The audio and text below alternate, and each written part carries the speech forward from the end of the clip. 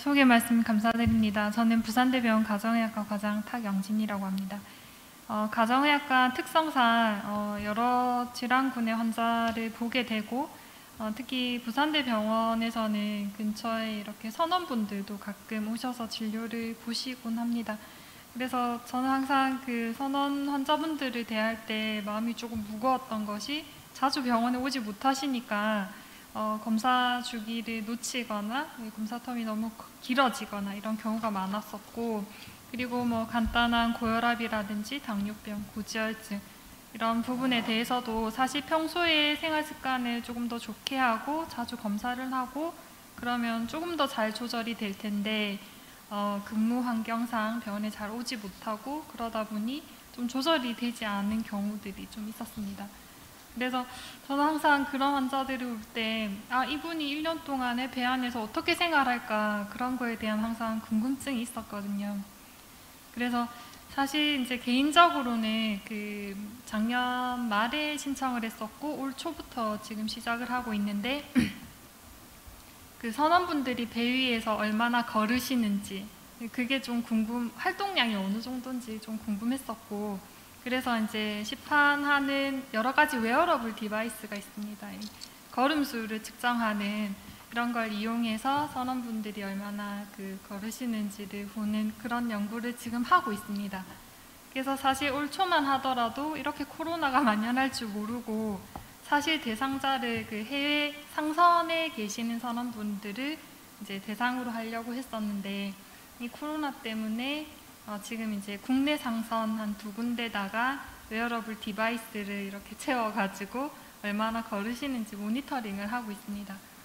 처음에는 잘 안 될 수도 있겠다라는 생각을 했는데 생각보다 이렇게 선장님이 딱 그 이제 선원분들이랑 좀 단합을 하셔가지고 잘 착용을 하자. 사실 웨어러블 디바이스가 아무리 좋고 여기에서 측정할 수 있는 데이터가 많다 하더라도 착용을 하지 않으면은 아무 의미가 없거든요. 생각보다 잘 착용을 해주고 계셔서 측정을 해보니까 사실 뭐 육상에서의 사무직 분들보다는 활동량이 꽤 됐었고, 사실 웨어러블 디바이스를 잘 이용하면 앞으로 그냥 활동량뿐만이 아니라 혈압이라든지 혈당이나 그리고 체온 같은 거 그런 것들도 잘 이제 원격으로 모니터링을 할 수 있겠다라는 그런 가능성을 확인을 하였습니다. 그래서 제가 오늘 준비한 내용은 코비드-19에 대처한 해양 원격 의료의 역할이라는 좀 거창한 제목으로 달았지만 사실 현재 해양 원격 의료의 그런 수준 그리고 여기에 미치는 뭐 지원이라든지 이런 것들이 사실 많지 않습니다. 그래서 아주 제한적인 부분이 많지만 시작점이라 생각하고 앞으로 할 수 있는 일이 많을 것 같습니다. 그래서 일단 코비드-19에 대해서 간략하게 설명을 드리면 코로나 바이러스 7번째입니다. 이제 밝혀진 7번째 바이러스이고 이전에 메르스라든지 사스 바이러스하고는 또 다른 패턴으로 아주 이제 감염력이 강하고 그렇지만 치명률이 그렇게 높지 않기 때문에 그런 특징을 가지고 있습니다. 이전 감염병이랑 비교를 한다면 지금 그래서 사스나 뭐 신종플루 같은 경우에는 뭐 10개월, 1년을 넘지 않고 있는데 지금 코비드-19 같은 경우에는 이게 종결이 언제 될지 지금 예측을 하지 못하고 있습니다. 올 초만 하더라도 올해 그 하반기쯤에는 괜찮아질 거다라고 했었는데 지금 시점에서는 뭐 2년 뒤쯤이 되지 않을까, 아주 최장기간의 그 감염병 만연이 계속 일어날 것 같습니다. 그래서 이거는 뭐 7월 기준이긴 한데 그 비율로 따지면은 크게 변하지 않았습니다. 국내 같은 경우에는 22,000명을 넘었고요. 해외 유입이 지금 3,000명을 넘어서 비율로 따지면 해외 유입을 통한 감염이 13%, 지금 9월 제가 오늘 아침까지도 확인을 했는데 13%는 그대로 유지가 되고 있습니다. 여성분들의 감염이 조금 더 많은데 사실 제일 문제는 젊은 층의 감염률이 가장 높습니다. 근데 이 치명률로 따지면 60대 이상이 높거든요. 그래서 쉽게 얘기하면 젊은 사람들이 이렇게 전염이 무증상 감염자가 많기 때문에 모르고 그 노령층, 고령층에 감염을 시켜서 그분들이 많이 돌아가시는 게 지역사회 감염에 있어서 가장 큰 시사점이 되겠습니다.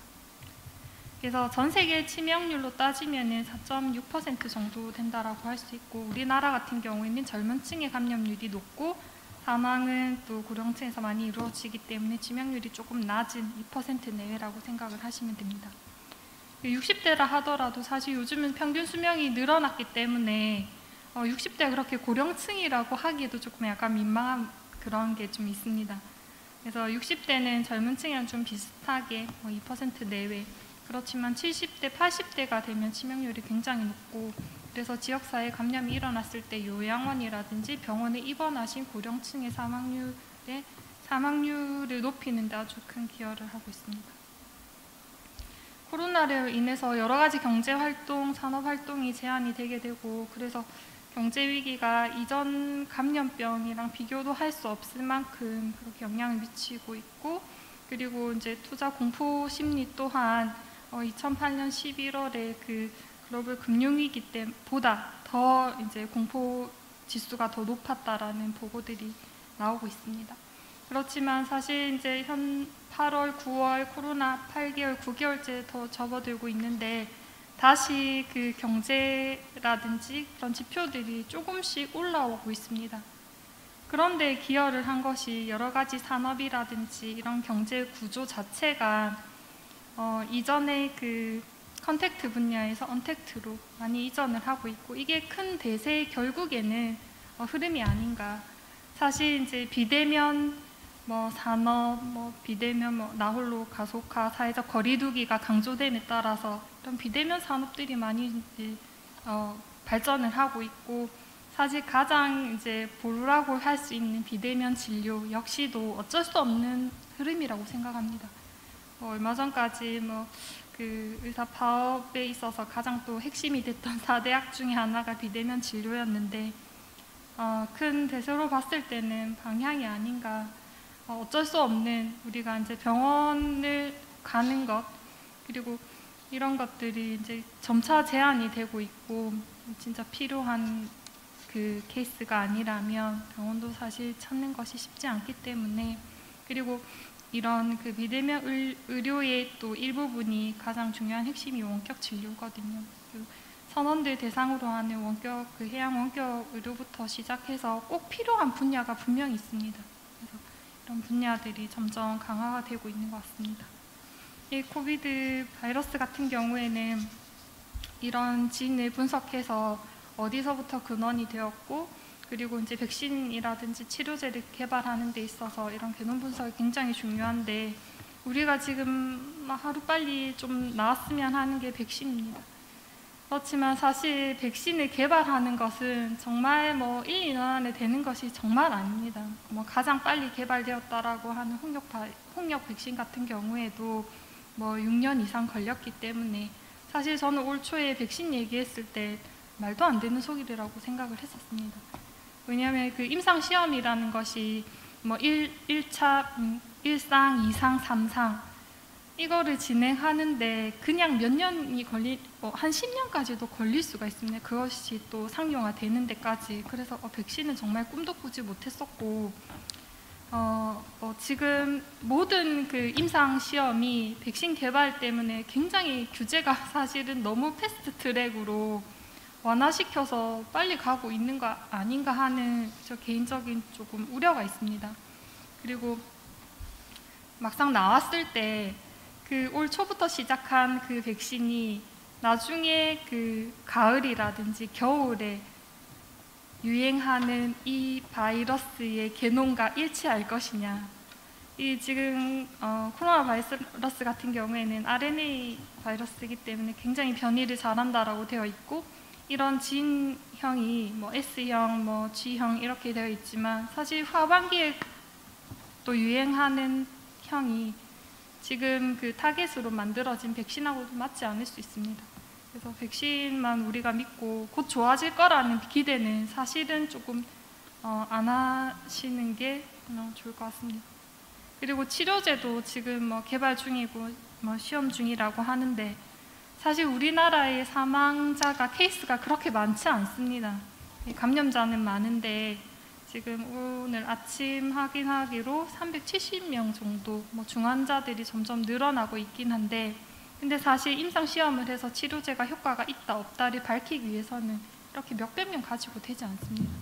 그래서 약을 투여하려고 하고 선정 기준에 맞게 이제 환자를 채택하려고 하더라도 효과를 볼 만큼 N수가 환자 수가 많아야 되는데 그것이 많지 않기 때문에 치료제가 나온다 하더라도 이것을 우리나라 사람 대상으로 해서 효과가 있다라고 입증하기가 사실은 현실적으로 쉽지 않기 때문에 우리가 백신이라든지 치료제만 기대하고 살 것이 아니라 사실은 이제 마스크, 사회적 거리두기 이런 것들을 더 강조하는 것이 필요하다고 할 수 있습니다.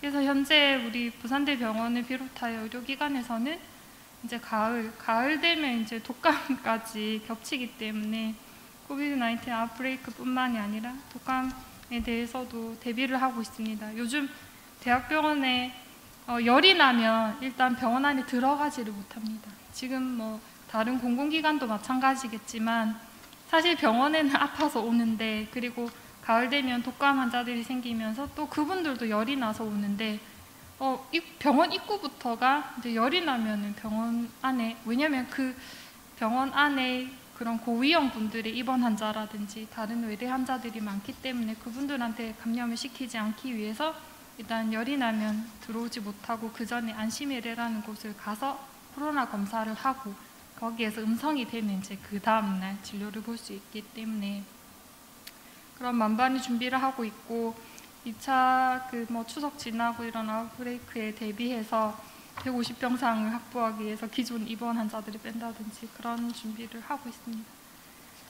근데 사실 이렇게 뭐 만반의 준비를 한다 하더라도 가장 무서운 것은 사실 해외 유입 이것은 지역 사회에서 또 이렇게 발발하는 것이랑 좀 다른 대처가 필요하고 사실 이제 그 초반에 얘기하셨지만 이런 하선하시고 나서의 자가격리가 사실은 어떻게 보면은 최소한의 보호 선원뿐만 아니라 선원 가족까지 보호할 수 있는 최소한의 보호 장치라고 개인적으로 생각합니다.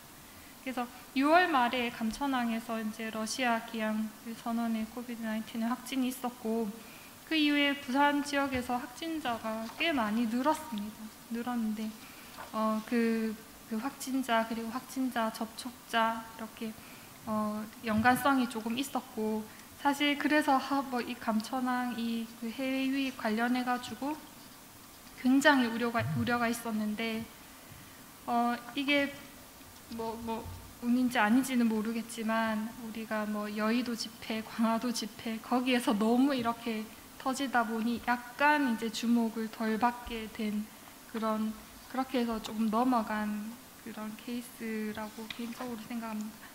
그래서 이제 그런 감천항을 통한 해외 유입이 늘어나니까 저희가 이제 코로나 감염증 관련해서 대응 지침이 지자체용 그리고 의료기관용으로 해서 계속 이제 발표가 업데이트가 되고 있습니다.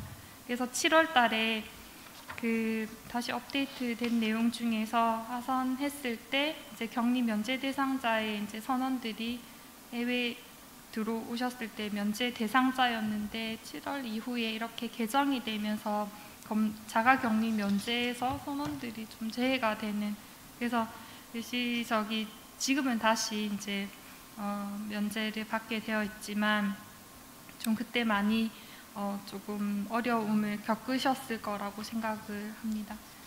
그래서 방역 비상 대응 체제가 강화되어서 그렇게 된 경우가 있었고 지금 9월 11일 기준으로 해서 여전히 이제 총 환자라든지 해외 유입이 뭐 11, 13%까지 증가하고 있습니다. 격리 방법에 있어서 시설 격리, 자가 격리, 능동 감시가 있고요.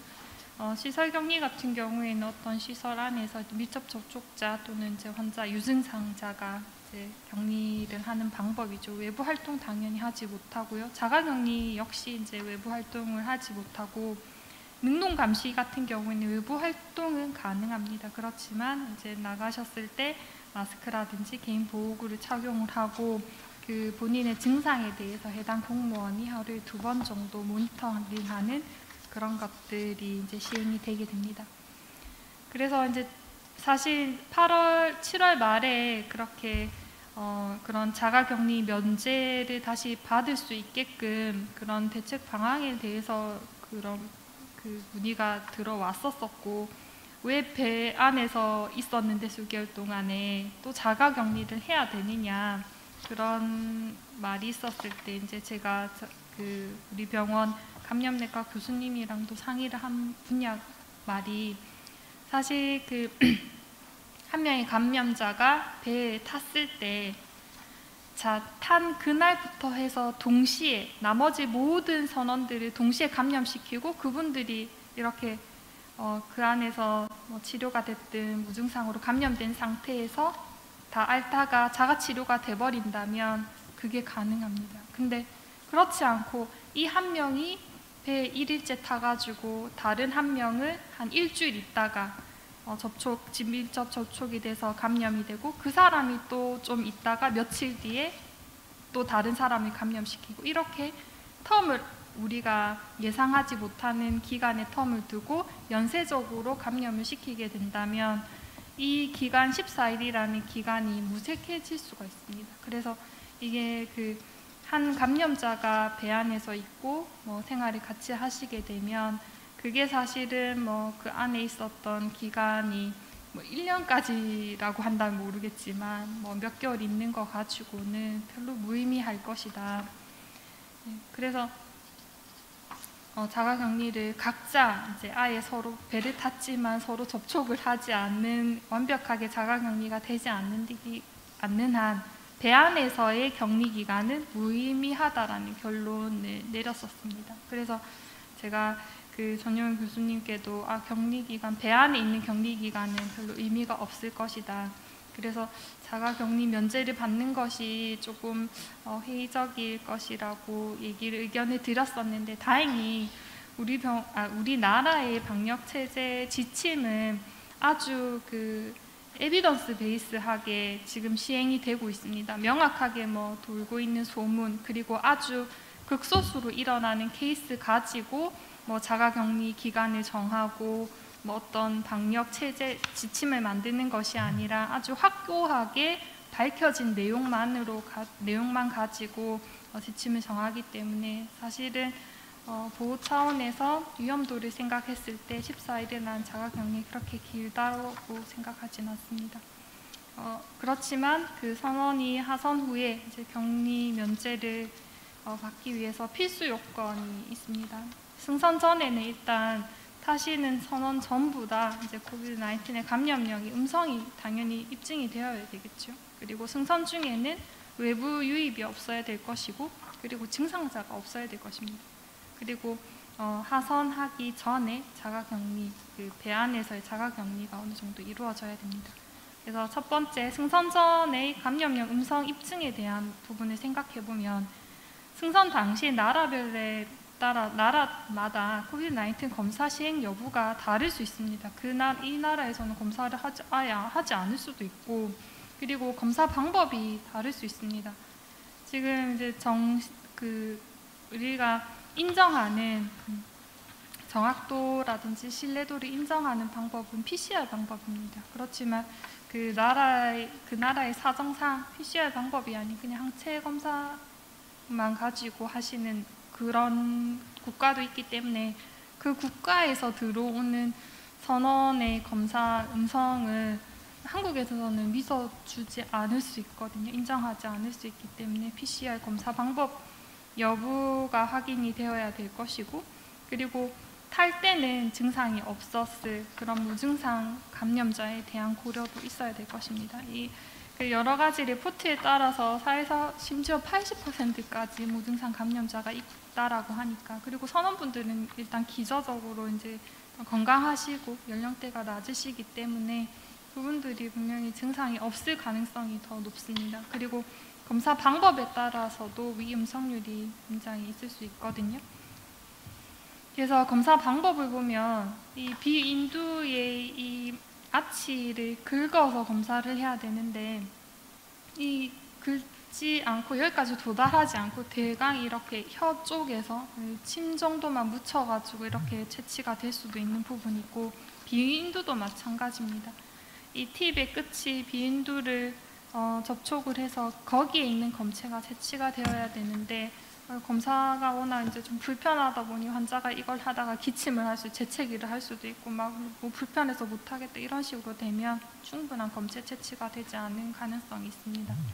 그래서 처음에는 위 음성이 나왔다가 뭐 양성으로 전환된다든지 이런 것들이 사실은 아직까지는 재감염보다는 이런 검사에 따른 좀 부족, 검체 방법이 잘못된 것으로 인한 위 음성 결과가 아닌가 하는 그런 추측들이 더 많습니다. 그리고 뭐 가래 검사도 마찬가지로 이 그 하부 기도에서 끌어올려서 가래를 뱉어야 되는데 단순히 침만 뱉어서 보냈을 경우에는 음성이 나올 가능성이 높습니다. 그리고 승선 중에는 외부 유입이 당연히 없어야 됩니다. 그리고 유증상자라든지 환자 발생이 없어야 되고 그것을 위해서는 선원 전원이 일단 선박에만 체류를 했고 승하선 교대 이력이 없고 그리고 그 안에서의 발열이라든지 다른 관련 호흡기 증상이 없었다는 것이 입증이 되어야 되겠습니다. 그래서 증상으로 따지면은 뭐 열이라든지 기침, 가래, 호흡 곤란, 뭐 목 아픔 그 정도만 생각할 수 있지만 뭐 후각이라든지 미각 소식 이런 발생 여부에 대해서도 매일 체크를 해서 이것을 문서화 시켜서 해놔야지 나중에 하선할 때 이것이 이제 증명이 될 수 있는 최소한의 방법이라고 생각합니다. 그리고 하선 전에 자가격리 같은 경우에 최소한 이제 하선하시기 14일 전에는 자가격리가 되어야 되고 여기에서 가장 필요한 것이 독립적인 공간입니다. 근무시나 식사시 그리고 휴식시에도 사실은 자가격리 방법이 가장 좋은 것은 독립된 그리고 환기가 잘 되는 1인 공간에서 생활을 하고 그리고 식사 같은 경우에 각자 방에서 해결을 하거나 아니면 전 그게 힘들다 식사 시에 거리를 두고 이런 식으로 중간에 이제 판을 둬서 마주보지 않고 각자 이렇게 해결을 하는 방법이 있습니다. 사실 그 근무나 휴식할 때는 그러면 어떻게 해야 되냐 접촉을 최소화해야 되겠고요. 사실 그 항공 승무원 같은 경우에는 굉장히 그 밀집된 공간 안에서 있지만 사실 그 항공 승무원의 감염 사례는 올해 한 케이스가 3월 달에 있었습니다. 그게 그나마 가능했던 것이 항공사 승무원 같은 경우에는 그 접촉 그 밀집된 공간을 고려해서 이런 개인 보호 장비를 굉장히 엄격하게 지킨 것으로 알고 있습니다. 항공사마다 거의 그 이루어진 수준만큼의 그 보호 장비를 지금 착용한 모습을 볼 수가 있습니다. 그래서 감염자라 하더라도 감염자와 비감염자가 접촉을 했을 때 양쪽 다 마스크를 착용을 하고 있으면 감염 전파율이 1.5% 정도라고 알려져 있습니다. 그래서 양쪽 다 마스크를 하는 것이 굉장히 중요하다는 것을 알고 계셔야 되겠습니다. 그래서 가장 이상적인 셀프 아이솔레이션 타입은 혼자 이렇게 요트를 타고 이분 같은 경우에는 이제 그 가족들을 보기 위해서 한 90일 동안 배 안에서 혼자 이제 항해를 하신 거죠. 이럴 경우에는 당연히 자가격리가 완벽하게 됐다라고 할 수 있습니다. 근데 이분도 해외에서 왔다고 해서 이렇게 코로나 검사를 받고 있는 모습이고 하선하고 나서는 이제 코비드-19 검사 당연히 해서 음성 판정 전원이 되어야 될 것입니다. 그리고 전원 음성이 되었을 경우에는 자가에서 능동 감시가 계속 이루어져야 되겠습니다. 그래서 다행히 근데 이 강의를 준비하는 동안에 8월 12일에 전원 격리 면제 시행 방안이 발표가 됐었고 여기에서 몇 가지 그렇지만 제한 사항이 있었습니다.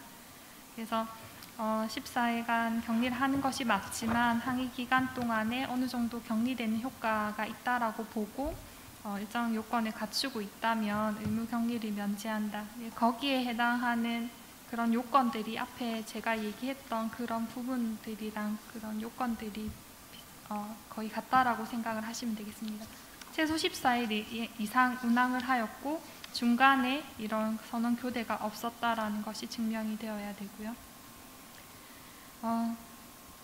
그렇지만 이제 미 적용 대상은 방역 강화 대상 국가 6개국 그리고 러시아 기항 선박 같은 경우에는 격리 면제 인정이 불가한 것으로 내려왔었습니다.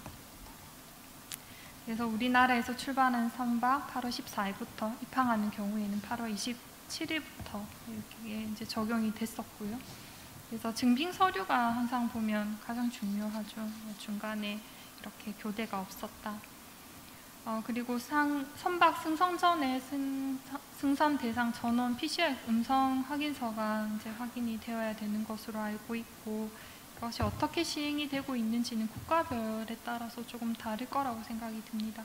그리고 선내 방역 지침 같은 경우에도 이제 들어올 때 타는 것 자체가 음성 판정을 받은 자만 승선이 가능하고 지금 이제 해외에 꼭 가야 되는 경우에 선원뿐만 아니라 48시간 이내에 코로나 검사 음성 증명서가 필요합니다. 이게 아마 선원들한테도 해당이 되는 것으로 알고 있습니다.